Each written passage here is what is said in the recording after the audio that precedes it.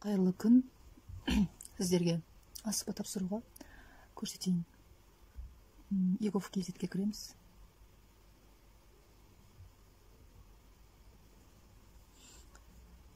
Егов кезетке кіріп, мына жоғарысында тұр. Войди деген тұр. Сол арқылы кіресіздер.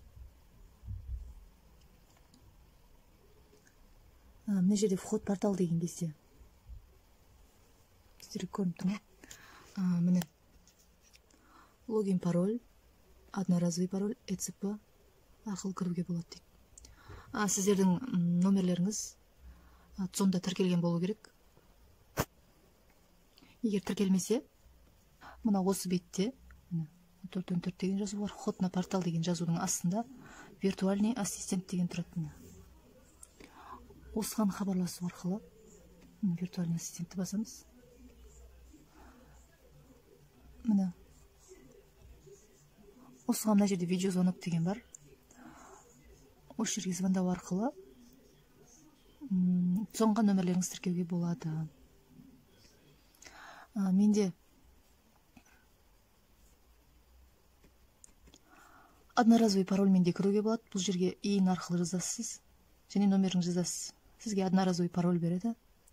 Соны мұқият жазу керексіздер.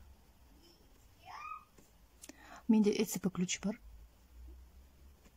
Сондықтан ЭЦП арқылы выбрать сертификат деп. ЭЦП-ді ашуға болады.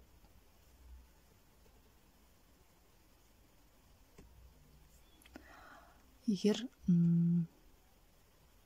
ол туралы видео түсіруіме болады. Егер видео түсіру керек болса, комментарийге ЭЦП ключ қалай ашу керек туралы видео түсір деп жазып кетіңіздер. Аля ЭЦП деп өзім ашып алғанмын.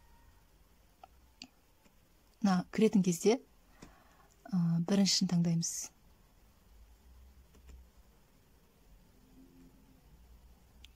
Бірінші AOS деген таңдаймыз. RSA деп басылатын. Бұл кіретін кезде.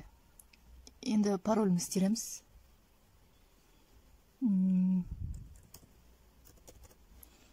Пароль тердік. Подписать деп жазамыз.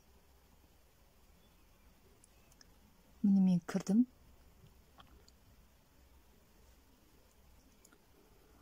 Кіргеннен кейін мына өздеріңіздің ат жөндеріңіз тұрады. Мына жерде. Осы жерге кіргеннен кейін басасыздар.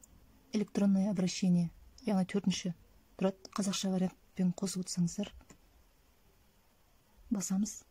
Заказать услугу онлайн деген тұрады мына жерде. Мынау менің 42.500-ге тапсырғаным.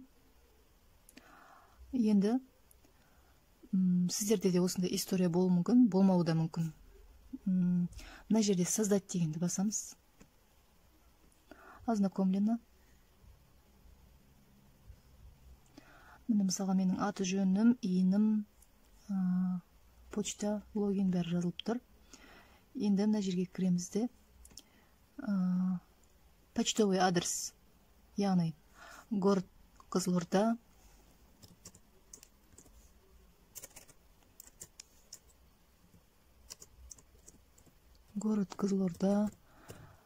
микрорайон Шұғыла. Бір қолмен жазуға ыңғайсыз отыр. Сосын дом мынандай, квартира мынандай деп жазасыздар. Номерлеріңіз мына жерге жазасыздар.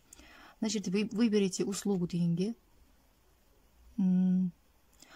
Назначение адресной социальной помощи. Бұның ішінде барлығы бар, солай өзгереді. Міне, образец заявления можно посмотреть здесь. Міне, осы жерден образец көріп алуларыңызға болады.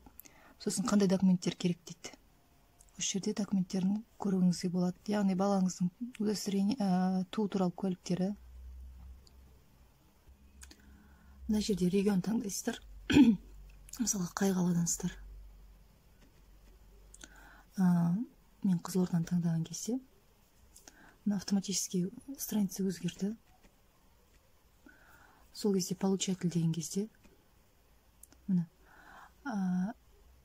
Кызылординский городской отдел занятости социальных программ и регистрации актов гражданского состояния дейді. Мінекей жаздым. Енді содержание. Мына жерге қазақша жазсаңыздар да болады. Мысалы, менің жағдайыма байланысты атаулы әлеуметтік көмекті маған тағайындауларыңызды сұраймын деп жазсаңыздар болады, или орысша жазсаңыздар болады.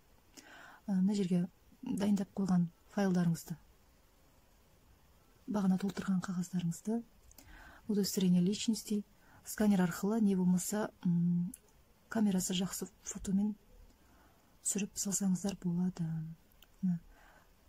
6 файл салуға болады. Егер бала саны көп болса, удостоверение личности салсаңыздар ғана болады.